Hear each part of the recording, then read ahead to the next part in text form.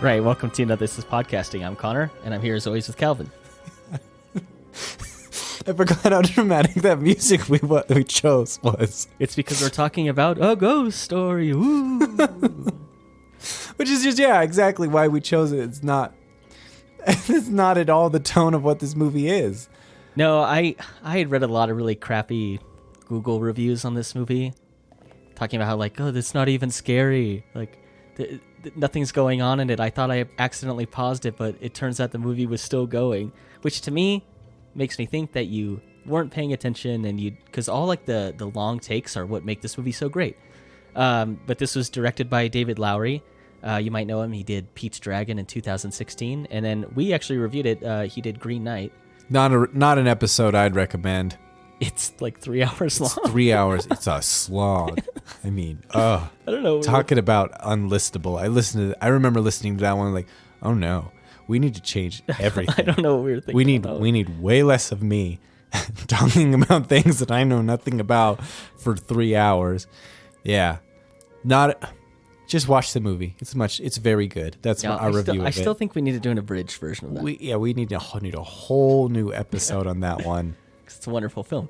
But this A Ghost Story came out in 2017, and it was totally self-funded by the money he had made from A Pete's Dragon. It had a budget of $100,000. I just don't even know how that's possible. I mean, it was like entirely made in secret. It wasn't even like because it premiered at the Sundance Film Festival. And it wasn't even like submitted until like late. I mean, like no one knew it was even gonna like pop up in there. It made $2 million in the box office. So I mean, it wasn't like a critical hit or anything. I mean, that's a pretty good return on investment. I mean, you're absolutely right about that. It might be one of like the better movies for that. I wouldn't. Yeah, probably, because I mean, what is that? It's.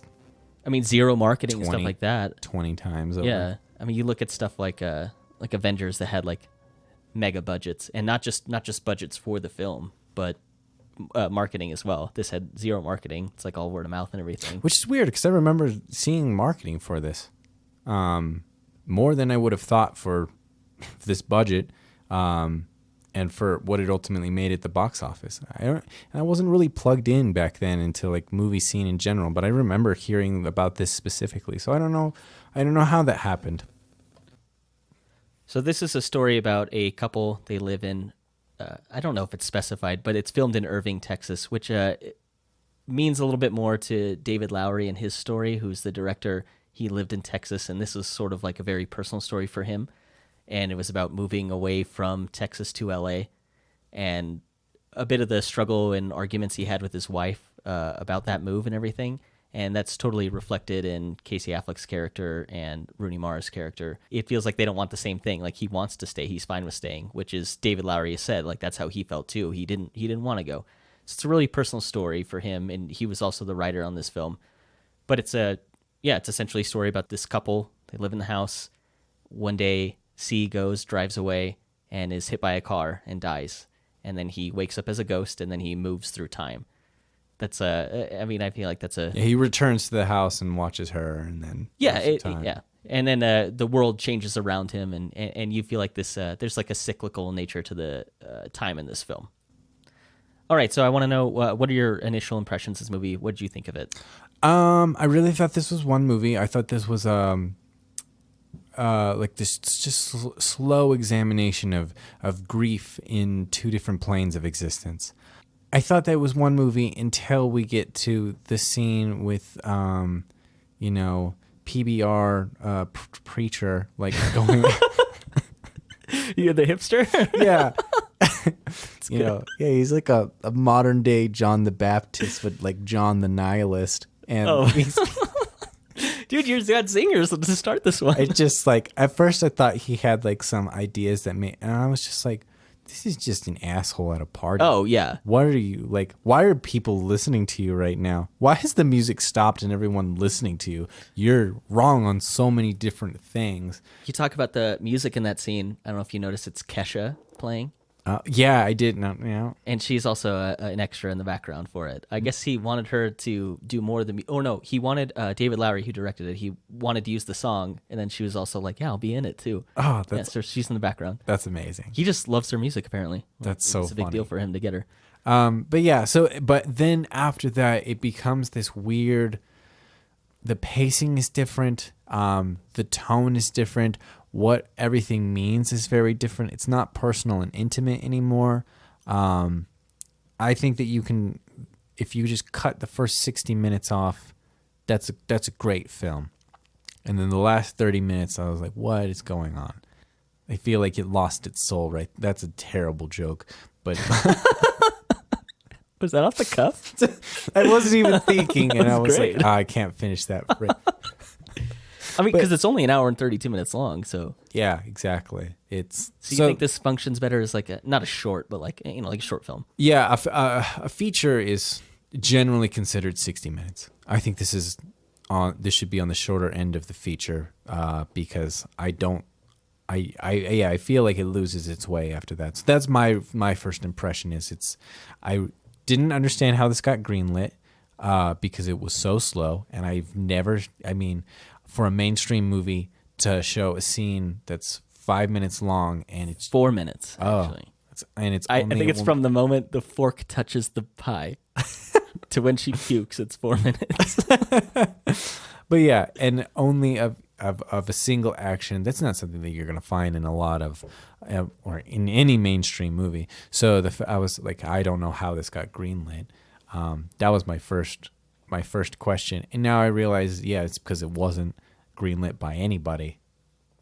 Well, yeah, I mean, it was like he just made it, and then A24 distributed it. So Yeah, that makes sense. That was A24. yeah, no, they're great, man. I just love what they're putting out. What's that movie? Everything, Everywhere, All the Time. All at Once. All at once. Oh, I'm very excited for that. Yeah, it'd probably be. I don't know when this episode is coming out, but that movie comes out March 17th, and you best believe we'll be watching that one because that's right up our alley. Yeah, that's exactly the kind of movie I want to see. My first impression is I love this movie, and that's all I wrote in my notes. I have never not like been fascinated by it. It's always the kind of movie I turn the phone off and I make sure I've got the lighting just right, and it's just me in the movie and I get to just sit down and enjoy it. This is probably one of the first movies I think in my film journey where I was like, oh, like maybe I like more pretentious stuff and more like I've talked about like Enemy being kind of like one movie that kind of influenced me liking, I guess, like maybe more film that you would consider high-minded, yeah. But this was probably the first one I was like, oh man, okay, I think I really love this kind of movie. So this one has always been like a personal favorite to me, and so I was very excited when you suggested to watch it. So I mean, I can wax poetic about this movie. I love it so much. Yeah, I mean, I just knew that you've had such a large workload for school lately. I was like, let's do something easy for it. Dude, give me a softball, man. So yeah, to that, I did not dive as deep into this movie as I have of several others. I'm hoping that you will carry the load this episode. I have some good fun facts about this one. There's interesting stuff that went into like the production of it, and I just think it's a wonderful story. Speaking of what takes place in the story, let's start out with there's this opening text at the beginning. It says, whatever hour you woke, there were doors shutting. And that's from a Virginia Woolf book called A Haunted House. And basically the synopsis of that is it's a couple moves into a house that is also inhabited by a ghost couple that is searching for this treasure that the living couple doesn't believe even exists. And they mean the living couple no harm. I mean, it's kind of a subversion of what you would think of a haunted house, which is kind of funny that it has that name. I also think that that's part of the reason why Casey Affleck's character is dressed in a bed sheet with the holes cut out. It's totally disarming. Like, this isn't despite the joke we made with the very haunting music at the beginning, this isn't a movie about a haunting, really. And it's not supposed to be scary. So I wonder, what do you think? Did that work for you, the idea of just a bed sheet walking around? Yeah, I did love it. I thought it set the tone of what they were trying to say, that this was just kind of, this wasn't meant to be scary or supernatural. This is just kind of, this is a different creature, and here's a caricature of what we think of ghosts, and that's all this is. It's just to show that he is other now and immaterial. It's interesting that that book is not about the haunting, because clearly he is haunting people. He is clearly upset. I find the two scenes, him destroying the house after the party and the throwing of the plates and everything, like with the mom and her two children. Right. I find them so strange and kind of. I don't think they fit with that premise of the book. I can understand with general angst of something where the world is moving on past you, and this is your expression of that anger. But they feel like horror tropes. So I didn't really understand why they were here, because that didn't feel like what the movie was about before. It didn't feel like this was something scary or like evil or like dangerous. But then it became that. I briefly. thought it worked because you see a lot of horror movies from the perspective of the people being haunted, the family that's just moved in and all this weird stuff is happening. And even Casey Affleck's character and Rooney Mara's character, C&M is what they're titled as. Which is weird. I looked that up on Wikipedia. I could not figure out why they were called that. I don't know either, I think it's but they're never referred to by name in the film. right. Yeah. And the only thing I can think of is because it's C for Casey and M for Mara. That's exactly what I think it is. But they talk about hearing like scratching noises, and they're like, "Oh, this house just makes such noises." And then, like you said, he haunts that family that moves in. I thought it was interesting to see it from the ghost perspective and like what motivation the ghost has to do that. You get a lot of movies that it's just like haunted nun, like freaking people out and turning off lights. It was cool to see. It was cool to see that like he was just acting out because he's lost the love of his life, has moved out. He no longer can even like share the same household with her, even though he can't interact with her. There was a cool bit where I think the son, it's implied that he can see like he can see Casey Affleck's character as the ghost because he's like sees him in the closet. Oh, the boy. Yeah. For some reason I thought you meant like the literal son. Oh no, he can see the sun, and I thought you were talking about like him, like that prism effect. Oh no. The Hispanic family that moves in, I think it's implied that the son can see him. I think you actually pointed this out to me, is that the mom can see him too because she like peers down at his feet. No, so what she's doing is she's picking up all of the broken dishes, and he is in like the living room staring down at her, and there's a moment where she pauses and she's staring up at him. Oh, okay. And then he walks over and starts scratching at the wall, and then she continues picking up the pieces. So I like that horror trope showing up in this, like the idea of a medium or something like that. I thought it worked, and it was unique to see it in that way, where it wasn't just like a malevolent spirit acting out for no reason. It felt like there was motivation behind it, even though it is, for all intents and purposes, a haunting, and he is flinging dishes around and throwing cups of milk around. It felt like I understood the reason behind it, and that's why it all worked for me. I thought the horror tropes, it was just unique to see it in that perspective. And it was really how much of what a change of direction in atmosphere and in pacing that was for me. Because before it was so slow, so slow, and you really got this idea of like cosmic boredom, of the ending of a life, and you have nothing left to live for, and you're just kind of in limbo and watching the grief of a human. Well, you want to talk about a slow scene. What did you think of the sheets pulled over Casey Affleck's character, and the camera just holds on him for a while before he lifts up, and now he's a ghost? And yeah, I thought that was fantastic. Again, I feel like people who thought it was boring or they thought they paused it, I feel like you just missed out. It's like you're supposed to linger. Like that's the point. Is like you're supposed to get an idea of how maybe time is going to work for this character. Like it's really slow for him in the beginning, and then like you said, it speeds up towards the end, and then he gets kind of like back to his life and he's moving forward. I thought it was fantastic. I loved how they got him from being a dead man into a bed sheet, because I think that's got to be.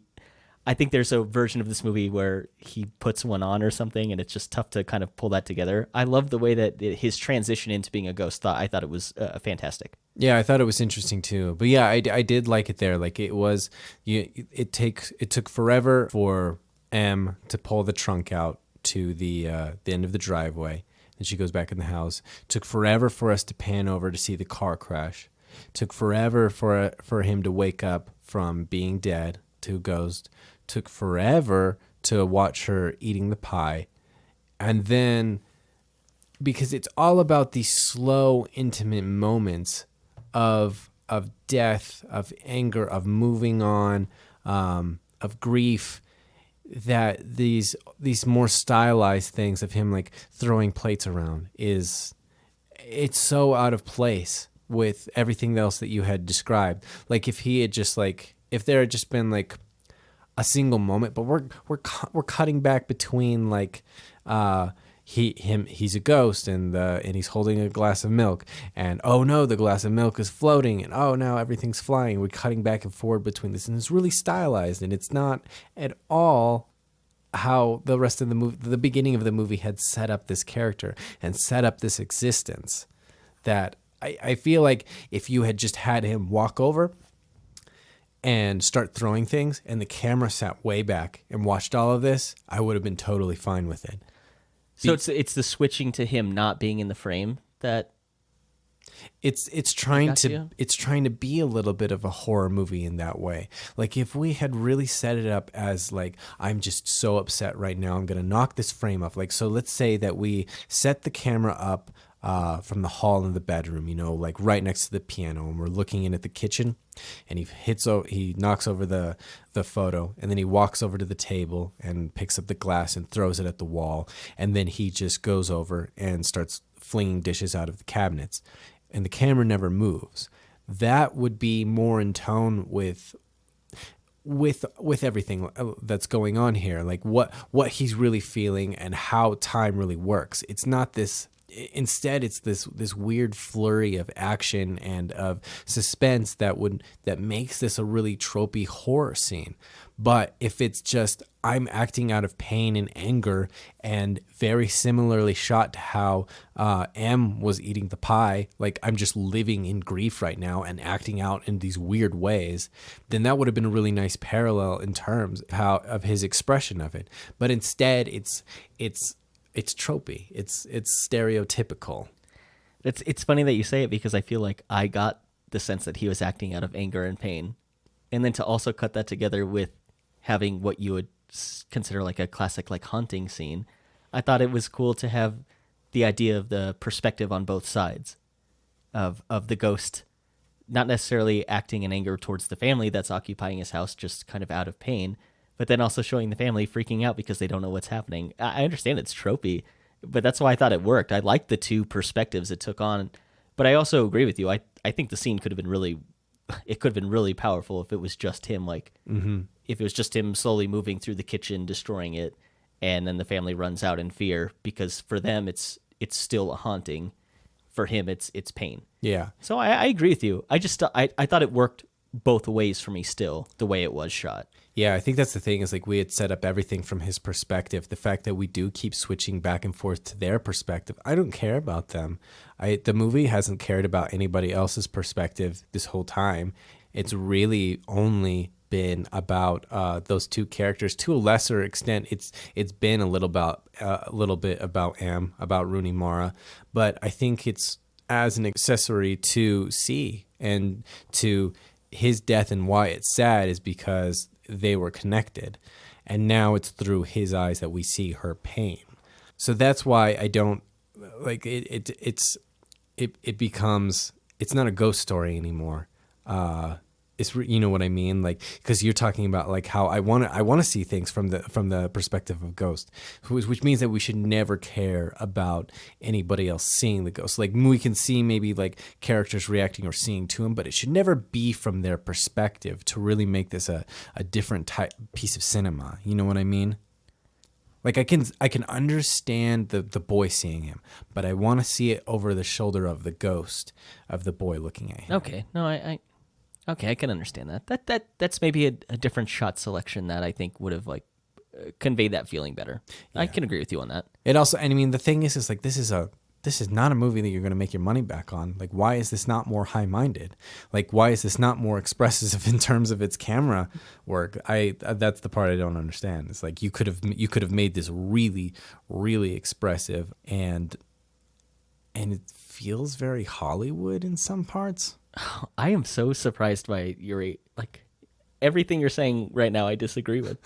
So let's talk about the look of it and how it's filmed. It's in the 1.33 to 1 aspect ratio, and it's like vignetted on the end. Yeah. It's very fancy. I find that so distracting. Oh my god!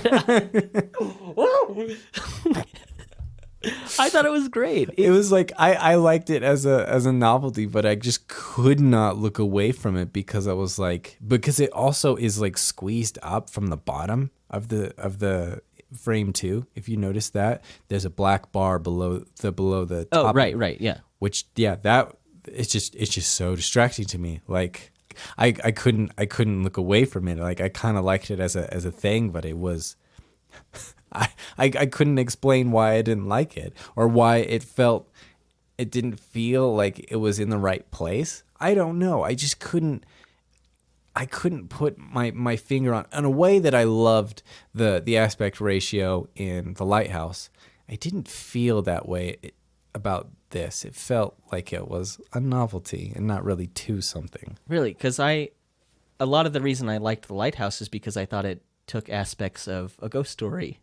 And I love the small aspect ratio. It forces your characters to be intimate. It forces them to be close, which is a big part of the story here. It's about, there's a big portion of it that's about C&M at the beginning. Mm-hmm. And even though I think there's kind of building frustration between them, like at the end of the night, they lay in bed together, they're close, they're cuddled up and everything. You get these great intimate moments with them. And even like the pie eating scene. It's such a small aspect ratio that it forces your character. They need to be front and center in every scene. There's nothing else to look at. It has to be focused on the characters. So I loved the aspect ratio in this. I love the aspect ratio. It's the vignettes you have the problem. I don't. Yeah, like I like them kind of like from the idea of like everything is a memory. You know, that's what I took from all of this. Like this is a collection of like old photographs, and life as a memory. I found like because everything was so slow that was something I really, really focused on a lot. And it took me out of the experience of watching these scenes, of watching this grief, of watching the action, because the corners were funny. Man, that's so odd. I can't explain it either. I think I should have. It's something I was like, why am I having this reaction? This is something that I would like. So I've said this is a very personal story for David Lowery. What did you think of the relationship between C and M? I think there's like some frustration, but like real genuine love built into it. And I want to know like your take on that. Yeah, I thought it was wonderful because I love how everything was expressed like through body acting and body language. Like when they're just laying in bed and they're just kind of gently nuzzling. I think that says so much about a relationship and in a moment. And how long we hang on that is so cool. I really enjoyed it. So we'll get into this more like about music. I love the song that he writes. Oh, yeah. Yeah, so that song is called I Get Overwhelmed. It's by Dark Rooms, and it's essentially what the entire score was built on. Was that song? Yeah. That was like the impetus for the rest of the score. It's like this song was what kind of like it was built off of. And I don't think it's necessarily based on it in terms of a musical quality or tone. It's just like this is the mood, I guess, and it kind of resonates throughout the film. But that's the song, and it's wonderful. Yeah, I do love that song too. I just feel like there's a lot of emotion in it. The way they've edited when it plays is wonderful. I think it really speaks to their relationship. I mean, just thinking of listening to a song that you're dead. I don't know if they were married or not. I mean, I don't know if it's expressly said. You don't even get their names, so I have no idea. And plus, yeah, exactly. We don't even get the names. And plus, the song calls, in the song it says lover. So I mean, let's just use that as the word between them. Just listening to a song that your dead lover made for you or about. I can't even, there are so many things going on in just the idea of listening to an act of creation to someone who's dead that was very personal and close to you. Right. There's so much felt in just that action, and then the sonic quality and all of the emotion that's innate to that song. If I were to redo this score, I'd take out everything except for that song. I disagree with you, but we'll get more of the score later because I think it's fantastic. But yeah, so I think the relationship is really good, really organic. yeah, no, I agree with you. And again, I think that aspect ratio, pushing everyone into the center of the frame, it really makes it feel like you get that intimacy out of it. I thought that was a fantastic part of it. Yeah, agreed. So, and then we talk about how slow everything is, right? But there seem to be two flows of time. There's human time, like the whole pie eating thing, and then there's this ghost time where everything is just flying by C as a ghost, Right. like M keeps walking out the door over and over without him moving. The fam, That's one of my favorite scenes in the whole movie. I thought it was done so well. it's Like, I mean, you could maybe say it's like a, I don't know if I'd say like tropey or anything like that, or not a cinematically endeavorous or anything. I Yeah. just thought it like fit exactly what it was supposed to do. I just my problem with it is that I get taken out of this slowness of what it means to just sit in the corner of a room for days on end. I don't get that sense of it. I get the sense that time is passing, but I don't feel that. You know what I mean? There's a difference, like the idea of like the whole pie eating scene. There's a difference of like, oh, she's sad, she's eating a pie, and then you get further and like, wow, yeah, this is a really heavy scene. There's just grief here, and it's so sad watching him watch her, and then it just keeps going. And you're like, man, that's when you get to the real human quality of what grief is. Like, it is a weight, it's oppressive, it doesn't go away. You really experience that because that's the way we experience time. When things are just flying by like that, I don't get a sense of the weight of time moving on for him. I get the sense narratively that we are going somewhere, and she's moving on in her life, and it's sad for him. But the full weight of it isn't expressed like you have in all of these other moments in the film. Until that point, everything had been very deliberate about this is an action, this is a feeling, this is everything contained right here. Whereas with that, it's, I don't know, I feel it's not jump cuts, but it feels like jump cuts to me because it's one aspect of the scene jumping around to something else to convey time changing narratively. I like to think of it as the time is always moving. It moves slower when he's with M because that's what's important to him. Mm-hmm. And as she's moved away, time seems to accelerate for him. And I think that's just because it's just, that's why I still think it's a very personal story, even though you kind of get this, like, it balloons up into this story about the heat death of the universe and how nothing matters and all that. And we're just a small speck in the grand scheme of things. But it's like, it's still very personal to me. He's moving through time, but it's like he's moving through time that doesn't matter to him. And it's not till the end of the film where it starts to slow down again and you get that cyclical nature. So it's looped now back into the beginning of them moving into that house. Well, it's not looped back into the beginning of them moving the house. It goes back even further, which I don't understand. No, I mean, what I mean is it still is skipping quickly. It slows down again once they're together in the house. Yeah, I suppose that I can see what you mean. And so once you get to that point, you get a little more background on what's going on in their relationship, and he expresses that he doesn't want to move and that they want different things and they need to make decisions together. And that's when time slows down again because it's something that matters to him now.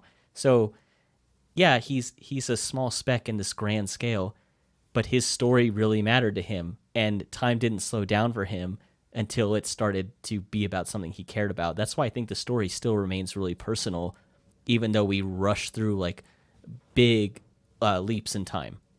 I still feel like we jump around a lot when we get back to his story, though. You know? I think it's quicker, certainly, but it does. I mean, it's not skipping centuries or anything like that. Yeah, I agree. I agree with that. But yeah, I just wanted. We just it had been one thing in one pace for a significant amount of this movie that changing it really changed how I interacted with this movie. I didn't feel like it was consistent enough for me to feel like that was the point, or that there was a clear vision of how we wanted to convey emotions. No, I understand that, but I think this movie works. I don't think this movie works if it remains a really slow pace the whole time, which is why I think a lot of the little crappy reviews I read, I don't think people really watched the movie. I think they got bored and turned it off before it started to speed up. Yeah. Because it really picks up in the last, like you said, like last 30 minutes of the film. I like that he's experiencing it differently because, I mean, he's kind of this supernatural character, so things should work differently. And I like that it's slowed down at the end. I understand that it could be... I think this movie could be frustrating in a way that it set itself up to be one way. And like you said, it becomes a different film in the second half. But I don't think it becomes a different film in the way that its message is different, or that the characters have changed, or emotions have changed. I think it's changed in the way it's telling its story, but I think all of like the core of the movie remained intact throughout. Yeah, I like what you're saying. I think that's interesting that time moves differently for him because his attachment to memory is different now. You know, without something holding him there, like his idea of how long he's been around or who he is, even like that other ghost, doesn't even know who they're waiting around for anymore. I think that's really interesting. I wanted more of those slow burns because I felt like it was doing it so strongly, conveying those emotions, and then it changed the mood on me. And that alienated me in terms of my experience and how I was interacting with these characters. I think there's a version of this film that stays like that slow pace throughout, and probably is still like as powerful and emotional. It's just like not the story that like Lowery wanted. You mentioned earlier about the one ghost that just disappears, doesn't seem to know what he was even waiting for. What do you think of that? Like, and it happens to C's character at the end of the film. The sheet collapses and he's gone. And what do you think of the ghost as disappearing? I honestly had that question for you because I don't know. That's my question for what this film is. Like, why? Obviously, he could have. I guess like there was a doorway in the hospital he could have taken to ascend, go to a different dimension, go to heaven. I guess the film is suggesting. I don't know, but he ignores it and goes another way. I think that obviously that's tied together with the idea of M leaving notes in all of the houses that she's ever been in, and she's had to leave. She had to leave because she didn't have a choice. It feels like that these are choices to stay. And once they realize that they do have a choice to let go, and that's what makes them disappear, I don't really know. Because I don't know what the next step is. The movie doesn't really provide you with enough. I think it's about closure. I think that the ghost neighbor, and again, these are my favorite scenes. Apparently the idea of having the dialogue, the text at the bottom, they decided on that like during filming. It wasn't like written into the script or anything. They shot the scenes and then realized it didn't work, and so then they added the text in. And I think it's awesome. It's one of the coolest scenes, and I've seen Avengers Endgame. I've seen a lot of cool scenes. I mean, to be fair, it's not like Avengers Endgame was much to watch. But I thought just like, is it just a cool way to like convey communication between characters that cannot emote and cannot talk? That's one thing we haven't really talked about in this movie. There's like a little dialogue in it. And so to just have a quick conversation just through the eyes of a bedsheet, I thought it worked so well. And I think a lot of it is just about closure. Is like that one, the neighbor ghost realizing that, oh, like they're not coming back. Like that's all they needed, was to realize they didn't need to wait around. And we don't know anything about that ghost, but I think like, what if it was close like family members. They're waiting for them to return home and could sit down and watch them open Christmas presents or have birthdays or grow up and graduate high school or something like that. And once they realize like, oh, that's like not going to happen now. Like now I can move on and I can ascend or do whatever spirits do. That's what I thought that character was, even though there's like very little context to the neighbor ghost at all. That's also played by David Lowery. He's the one under that's the bed funny. sheet. But I think the same thing works for C. Is like he just needed to figure out that note. Like he just needed the closure. And I don't know what the note says. Apparently, Rooney Mara actually wrote something very personal on the note. Oh. She has since forgotten what she wrote, so no one will ever know because the houses were. I think you told me this. I didn't actually know this, but they were actually condemned. Yeah, so they were able to shoot for free. Yeah. Which is why this budget was so cheap. And how it was easy to keep it a secret because these houses were condemned and they were going to be demolished. And, anyways, yeah. Yeah, and that's cool. Can we film that? Yeah. So I want to know then what your first reaction was when you saw that ghost disappear and C disappear. Was it sad? Was it happy? I have a hard time putting what that emotion was. I feel like you say closure, but I feel like that ghost was really, really sad and was miserable, and it just gave into misery and just stopped existing because it had nothing else. And I felt like that was like, wow, like that's just grief is so bad that it literally spirited away that ghost. That's an interesting take. I didn't think of it as being like succumbing to sadness, and that's what took it away.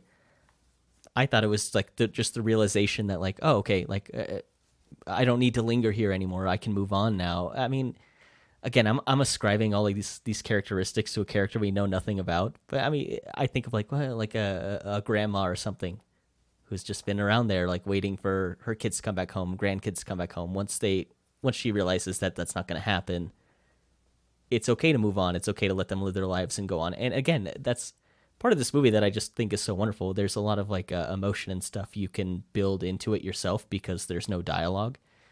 And I like the idea of kind of assigning my own story to what's going on. And it worked for me because I guess I just built in my own narrative that made me feel like the ghost didn't disappear because it was so sad, because like that's sad for me. And that's interesting that you have that take on it because I had a happy take on it. Like it was like, oh, like, okay, I can go now. Like they're not going to come back. I was holding on to like this property and this, I was holding on to an object, a thing for so long. And I don't have to do that anymore. And now I can apparate and I can be done. Yeah, and part of the reason I think that is because like the other ghost still just hangs around. It seems to like why would you wait around? Like C waits around because I guess he has hope, you know? Like why doesn't he have the same reaction to the house being demolished? And instead he jumps off of a high-rise building to try and end his existence. I feel like those are both the same action, and that's kind of why I thought of it as they both succumbed to grief, and they did different things, but it was the same motivation. See, what we really need is a ghost story 2 that follows the neighbor ghost. That way we can understand the motivation of that ghost, because again, I think the story is so personal. So just because they're both ghosts and they are both experiencing this like afterlife, they're not doing it the same way. They both have different motivations behind what they're doing, and they both have different motivations behind why they disappear. So I like the way C jumps off the building at the end. Not at the end. I like the way C jumps off the building because it feels like he's just over lingering here. He's done with it, trying to get a new future or trying to figure out what goes beyond this. I don't think that's what the other ghost is trying to do. So it's fine to me that they have different experiences and they disappear in different ways because they just both have different stories to me. Yeah, I can agree with that. I can understand that. We just went way too fast there, you know? Like this movie is 90 minutes, but we spent 45 minutes of not really doing anything in terms of like narrative actions being completed. That when things start going really fast like that, they don't have the weight of motivation of the narrative. to really justify them. And they don't fit thematically because everything was about staying in that moment and really feeling that. But we can't get in their heads the same way that because things are going too quickly. Well, speaking of going too quickly, what do you think about like that jump in time where again it's like cyclical, so he ends up back in the past like in settler times? What do you think of that? I just don't understand it. This movie really, really loses me after the PBR preacher, because we start moving really, really fast, and this jump in time, it goes back to a very specific time before his story, but not all the way back to the beginning of the universe. So why this point in time? Why this story of these settlers? I don't know. It's just a weird segue that again doesn't feel like it fit with his story. It doesn't feel personal or intimate anymore. Okay, I'm about to tie in the PBR preacher and C's story all at once, okay? Okay, I'm ready. So the PBR preacher is talking about the heat death of the universe, and during his sermon, he talks about Beethoven and the Ninth Symphony, and how someday in the future, when the floodwaters rise and everyone's on the high ground, someone will hum that melody and it'll bring hope to people. And he talks about how it kind of doesn't matter what era we're in, what time we're in, whether we've populated a different planet. People maybe look back on the Mona Lisa or paint something similar to the Mona Lisa or hum something similar to Beethoven's Ninth Symphony, and it's something that we all experience as a society or as humanity. In that scene with the settlers, the little girl is humming the song that C wrote for M, meaning that no matter what time we're in, we're all experiencing time together. We're all moving forward. We all have hope. It's all tied together no matter what. What? When she writes the note and puts it under the rock, she's humming the same song that C wrote. Okay, so we just paused so I could watch that clip, because that does blow my mind, because it's so subtle. It's real quick. It's one single refrain of that Yeah, kind of. I'm sure that helped no one. No, that translates. I'm sure. But yeah, I think that's super interesting. That's just not what this movie is. For 60 minutes of this movie, it's really about this. I don't get this cosmic, big, wide narrative that he decided that's what it was. I know that because all it really transitions into what is from the what the preacher or the PBR preacher is talking about at the party, which is the worst moment in the entire film, and I think it redeems that part, because to me it's like he thinks that the world ends and nothing matters. But for C, the world didn't end, and he gets to hear that song again, and he gets hope again, and then we speed forward, and he gets to be with M again and relive kind of that life they had. And I think that whole segment that he talked about, Beethoven's Ninth, giving hope to people, him hearing his own little melody again, I think gives that hope. He's been wandering the world with nothing going on, and even though time skips forward and we don't know everything that's happened, that's why I still think it's so personal for him to hear his own song again, but in the past. I don't know how you can look at this and not feel like it's such a personal story, even though it's on this cosmic scale, which is why it matters so much to me. Is like, even though we're just a little blip in this big thing, he gets these tiny little moments throughout it and they all matter, and he matters to the people around him, So I think it would have made more sense if it was in the future, though, because that part of it being cyclical doesn't make a lot of sense. It's not earned. It's not explained. Someone humming Beethoven's Ninth later on, way down the future, and that gives them hope. That's established. So if that was the case with his song in the future, I can totally buy it, and I think it works a lot better. It also should be a lot more apparent. I mean, I watched this movie twice and totally missed that. And I don't think that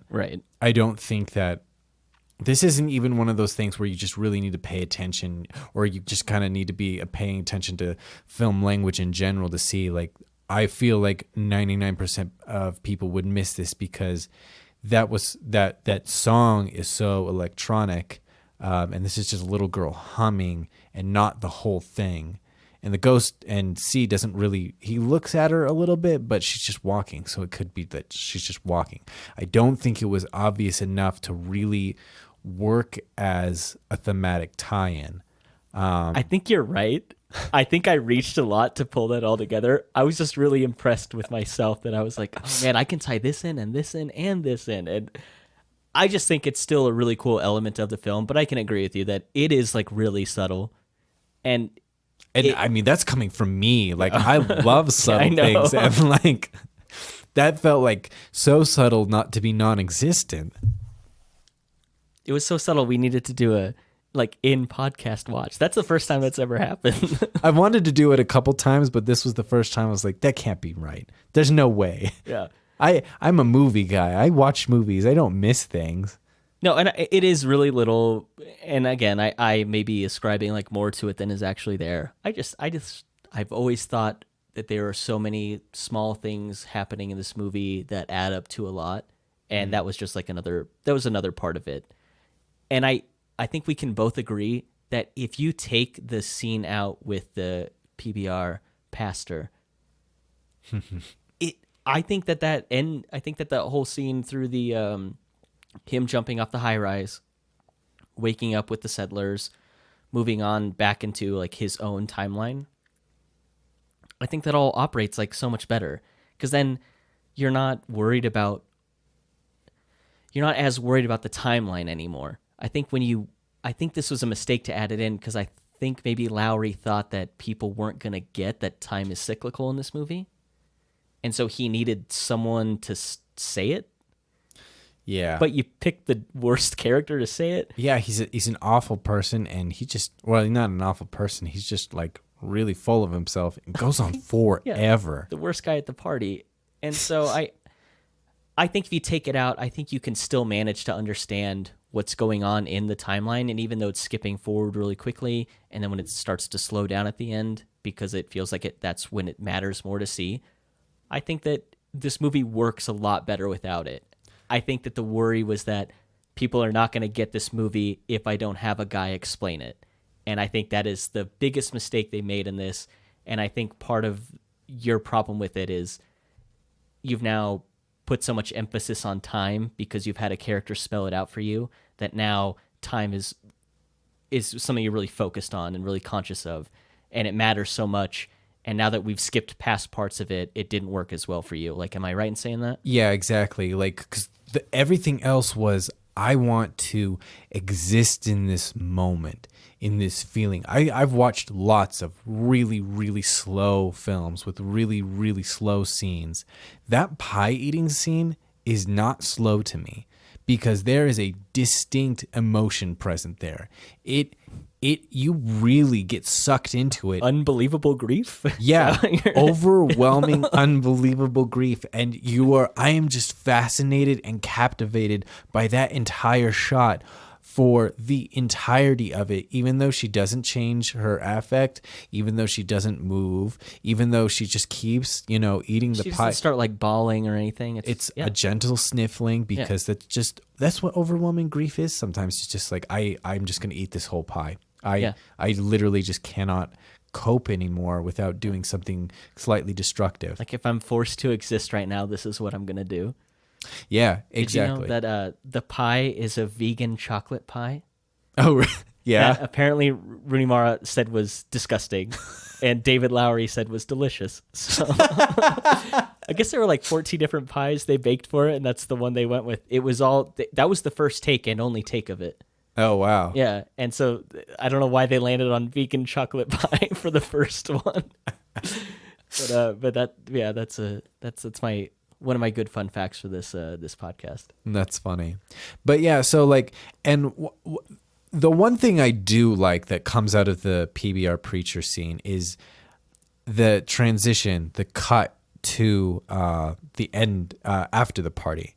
The camera tilts up to look at that light bulb flickering, right? Right. And then immediately cuts. The light bulb is burst, and the house is just torn apart, right? Yeah.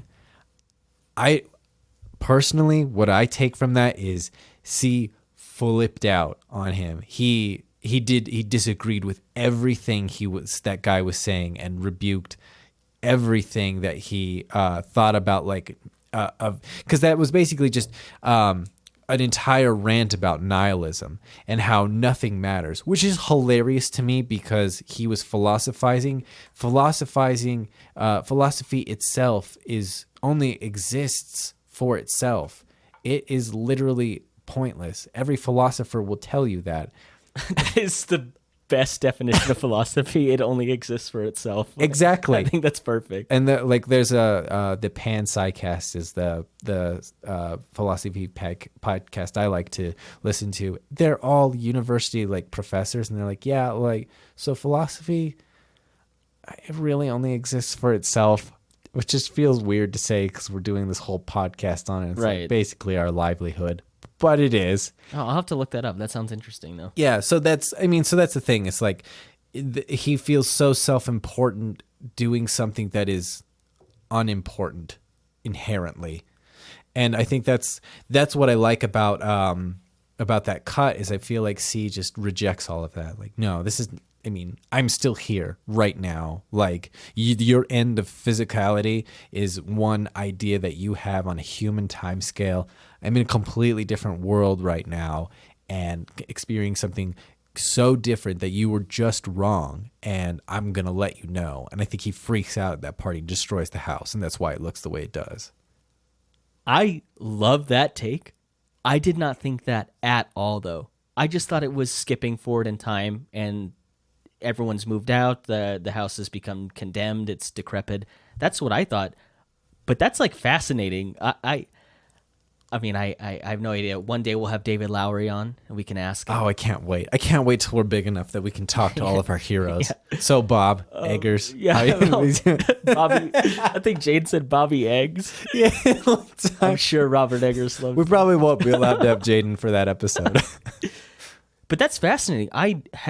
I never considered that as a possibility. I just assumed it was we're starting to leap forward in time at a accelerated rate now. And the reason I say that is because the way that shot is cut, when the bulb kind of flickers up, I think it's a classic horror trope, or just suspense trope of lights flickering and they surge so much that they explode.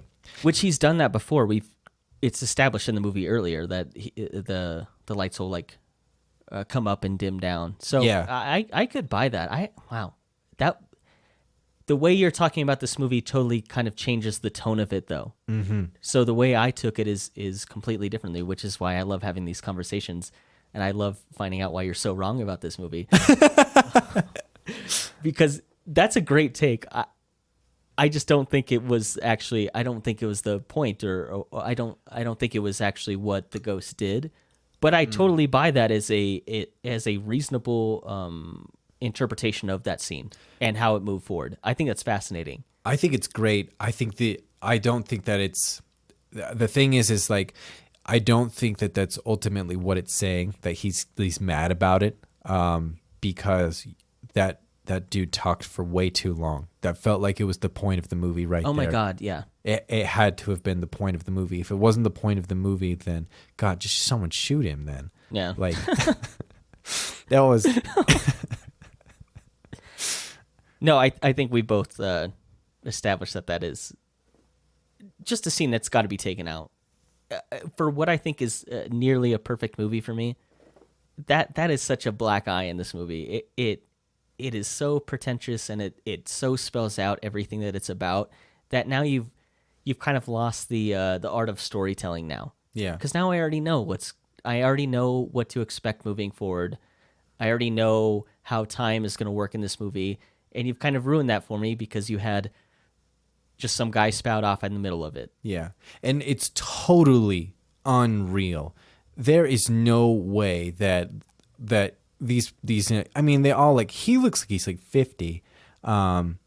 I mean, With his overalls on. yeah, exactly. And these guys and everyone else is in like their 30s, and they're just gonna let this dude in overalls mansplain nihilism and Right. the heat death of the universe, and they're just gonna let him talk the whole time. That is not gonna happen because other people have opinions and ideas, and his are just like, and he just completely discounts like let's take money out of it, you know, like that's not the I'm sorry that we're living in a world where physical constraints are real, and like I do things for money because that's how we survive. And then he's also like, okay, let's take love out of it, and like he just keeps taking things out of it, like to make them, they're completely different arguments right now, and they're just he's just basically bullying like this topic into a point that he wants to make that's completely nonsensical now, because his arguments aren't even based on the same constraints that we were working with in the first place. They're just like his idea of it. What the hell are you talking about? So I guess the other time travel piece that I have a question for you is, why can future see past see? Okay, that was my point. Why can the future ghost see the past ghost, but the past ghost can't see the future ghost? You know, after C dies and he comes back and he sees himself die again and sees his ghost. Why is it one way? My thought is it's all in a loop. So in my head canon for this movie, there are many C's that are seeing C. Like it's happened many times. So it's like a CC saw. Yes, exactly. But no, I think it functions in a way that this character is always outside of time. But he can see all the time that has happened before him. That's why he's able to see his previous version. And the other ghost can't see him because that ghost hasn't lived that life yet, hasn't gotten to that point yet. I think this movie gets really, really weirder than it has been, and becomes even harder to understand if both the ghosts can see each other.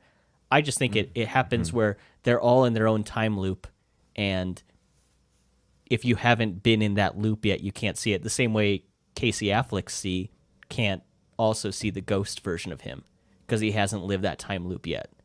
And so the first version of the ghost can't see the later version of the ghost because it hasn't lived through that time loop yet. And it's interesting to think, it's like, oh, like, good for that ghost. I know it's struggle for you now. You're watching your wife eat pie for 4 minutes, but eventually it's going to come back around. You're going to get to the point that the later version has got to. You're going to see the note, and you're going to have that closure, and you're going to disappear. So that's what I think. That's how I think the time operates in this, and that's why the ghosts can't see each other. Even though they're all these, they're both like these ethereal beings, they don't operate in the same rules all the time. And this is such a technical, I think, argument for the film, because I don't think it's the point at all. No. That's just my thought on it. Is they're all living their own timeline, and you don't get to see the other timeline until you've been there yet. So why do you think Okay. Because the second ghost interacts with the piano? Yeah. Why does he get sad and like crumple on the piano like that because C says he's ready to move? Why does he knows that he said that. Why is he saddened by it? I think it's because now he's gone through this whole life. He understands how M is now reacting to him leaving, which leads to kind of like one of the most heartbreaking scenes is when M finally leaves. We haven't talked about the score a lot yet, but I think the music that builds up in that point when she drives away and finally leaves. And I think it's coupled with that and revisiting arguments that he's had, understanding his perspective and maybe how it was wrong or how he could have approached it differently. And that's why I think it's more of a realization that he wasn't helping make decisions. He wasn't productive in the relationship. And I think it's more of a realization that makes him sad. And that's why he slumps down at the piano. That was my interpretation of that scene, was coming to the conclusion that he wasn't as equal a partner in this relationship as he thought he was, and he wasn't as helpful as he thought he was. and he thought he was doing his part, but it turns out he wasn't, and so he slumps down, realizing that he let M down, and that's why the piano goes off. That's what I took from that. It's interesting. I do like that. Yeah. So then ultimately, what is the movie saying? Who makes this movie and why? So, like I mentioned earlier, this is a really personal story that David Lowery wrote. Kind of revolves around real events that happen in his life. And I really think if you take all the time travel out of it and the moving through time, I think that's just a really fun aspect of the movie. I don't know that it's the point. I really think it's just about relationships. It's about understanding the person you're with and how do you move forward in your relationship? How do you communicate with each other? And I think that is really emphasized where M leaves the note in the wall and she's still communicating with C, even though they're lifetimes apart by now. And that's what gives him the closure to finally move on is that understanding how to communicate with each other. And C does it as well. He drops there's a book that falls, and it's the same book by Virginia Woolf, A Haunted House. Oh, okay. And it opens up to the same like passage that the movie opens up with. And so there's still like, even though I knew that book meant something. Yeah. I just didn't do enough research. That's my second fun fact. I just think that the movie is just about the relationship of a couple. That's all it is. I don't think there's a lot of existential meaning thrown on top of it, but I really think it's just about a couple, and it's just about coming to terms with each other. That's what I think it's saying. Yeah, and I totally agree with you, which is why when we go to the future and then ultimately to the past, it's not saying those things. It's gone away from that, and it's telling it it's telling a very different story in a very different way. And I'm not as engaged anymore because I was like, wow, this couple, this connection, this is real, and it seems to transcend planes as well, from the corporeal into the incorporeal as well. And I was so behind that's why I would say that the movie loses its way, because why incorporate time at all if we're already talking about like... You say the movie loses its way. I think the movie is about C losing his way inside the relationship, and that's why I think it's expressed as he's moving throughout time. Like he has no direction. He doesn't understand where he fits in this relationship either. And he doesn't understand how to operate in that relationship. So I think the movie, I still think it is personal in that way. I don't think the movie lost its way. I think it's following a man losing his way, regaining how he should have been, or how the relationship was, and then realizing that. And once he realizes that, that's what allows him to disappear eventually. Yeah, and so I like that idea. So what I would cut then is I would cut the mom and the kids that move into the house. I would cut the whole party with the PBR pastor, and then I would just get to the part where he jumps off the building, goes back in time, but to the beginning of that house, and then relives that from that perspective. So it's a ghost story in some ways, but it's also like I'm seeing myself in a third person story and really examining that. Like, for sure, yeah. Then I'm on board with the time travel, because I don't care then that it happened, because everything is still working thematically within the same idea of exploring this relationship from an outside perspective on yourself. You know, you never get that in your own life, because you're always going to be seeing things from your own perspective. Like even if you were in mirrors, mirrors help a lot for looking at that. Or if you I've heard a technique that some people record their arguments on camera, and yeah, that sounds like such a depressing thing to go through. Right, but I mean, we've noticed it from podcasting, going back and listening to yourself. Wow, that's so bad. I don't make any sense. Yeah, exactly. We're unrecommending most of our work. You're so right. No, I get that. That's like you said, that third person perspective, and as he's evolved being a ghost, he's realized different things, and he can now look at himself from a different lens. So it is self-reflexive, because he's able to look at himself and understand what he could have done different or what he may have done wrong. And that's, like you said, not a perspective that we ever get in movies. So, well, I mean, in ourselves, like in our own daily lives. yeah. So that too. No, I love that idea a lot. Yeah. No, I think that really captures the point of the movie to me. Right. Yeah, exactly. And I feel like then we don't need to jump around so much in their going back through their things. We can live through moments past and really sit and explore them for a moment rather than trying to wrap everything up. So get rid of the settlers, get rid of the family. The settlers. I think they're a cool idea, but one thing I really wanted to ask you about the scene with the settlers, the camera keeps changing to the bodies being more decomposed. Mm-hmm. It really reminded me of the scene of in The Green Knight as the camera spins around 360 and you see him decompose and then comes back around. I think it's an evolution of the scene from A Ghost Story. yeah, they're like connected.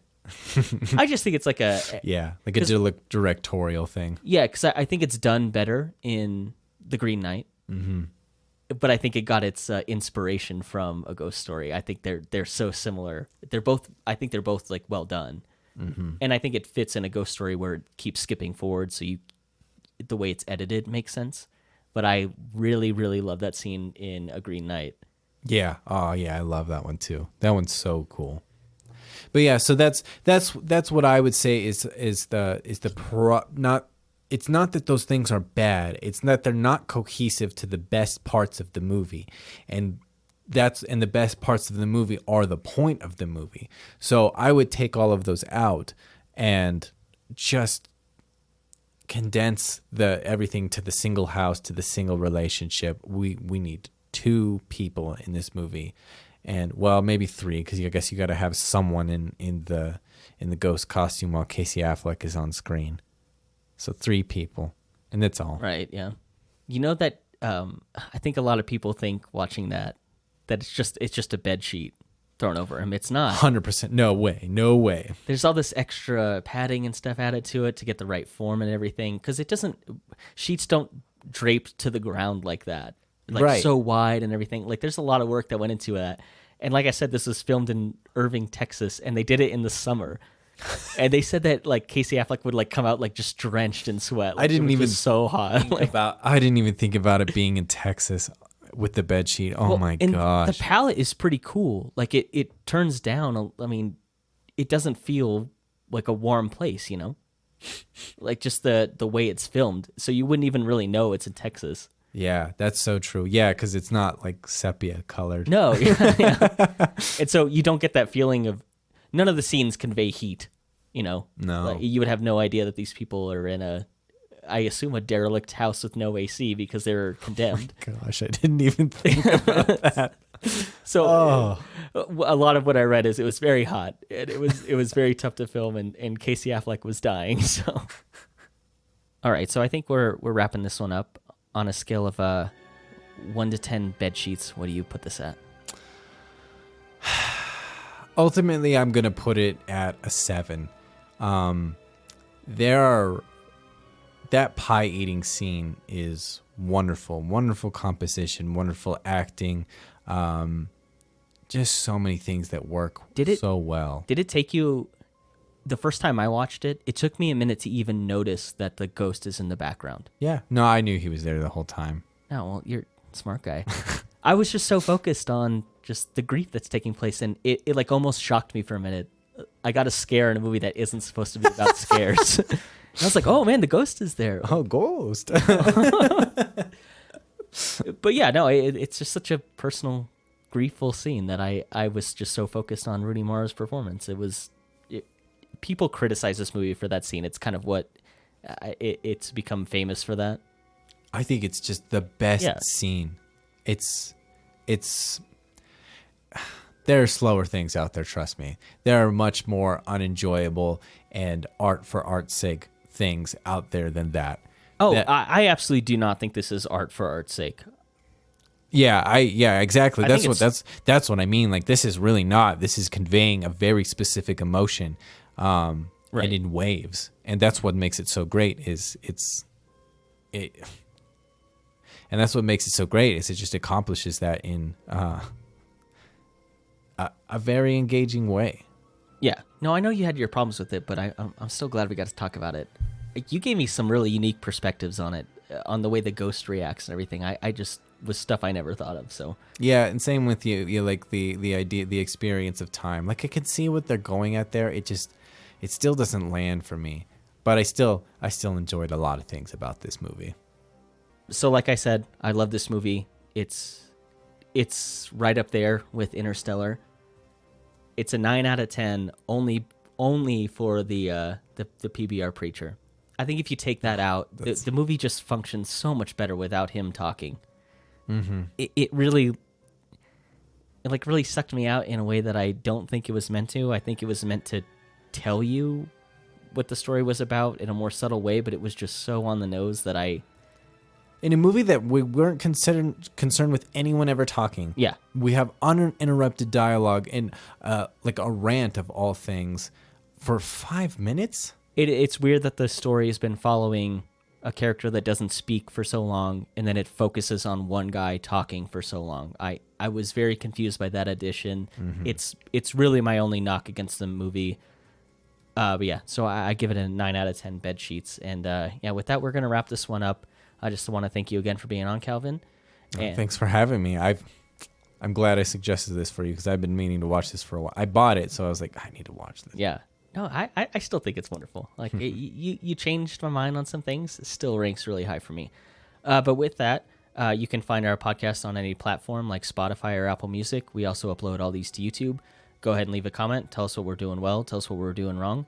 And if you have any suggestions for movies we should watch in the future, go ahead and leave it in the comments. And with that, thank you for listening to Now This Is Podcasting.